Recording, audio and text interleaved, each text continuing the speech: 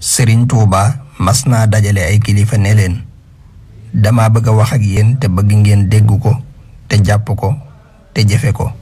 dama bëgg ngeen xam ne imaan islaam ihsaan ñetti fas yooyu ñooy ñetti sàll yi nga xam ne ku leen jàpp te sellal leen te sàll leen bu ëllëgee boo leen waree fu yonente bi sallallahu taala alayhi wa sallam nekk danga ko fa fekk fu ma nekkit danga ma fa fekk.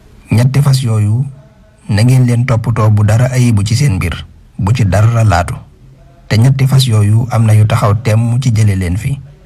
imaan moom yi lii ñuy wax xaalis taxaw na temm ci jële ko fi. da ngeen dem ba ku amul xaalis deesu la tudd deesu la limaale ci dara.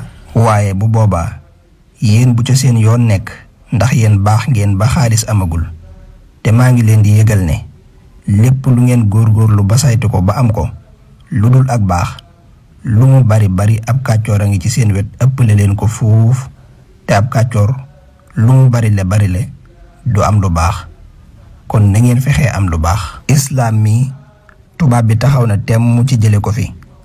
ihsaan mi jigéen taxaw na temm ci jële ko fi. bis bu fi imaan ak islaam ak ihsaan jógee dootu leen gis ñett te lii ma leen di bëgg a wax juróom fukki at dong nga teemu yegsi. bu boobaa lu ngeen mën a wax du ngeen gis doom ju juddu gën baayam jeex na tàkk dootu am. dootu leen dégg rakk ju gën magam.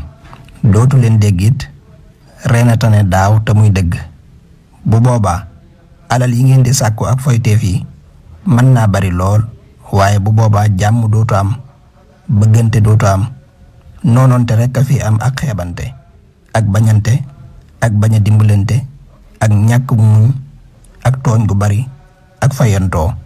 te yooyu ma leen di wax dara du ci des léppay ñëw te yooyu dara du ci ànd ak jàmm.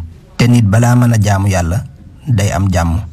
dootu leen noppalu mukk ci ab liggéey dootu leen juboo ci seeni xol dootu leen ànd dootu leen waxante lu rafet mukk.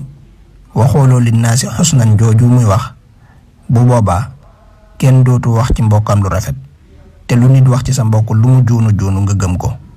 alal ju boroom am te man caa def ci yàlla dana jafe lool.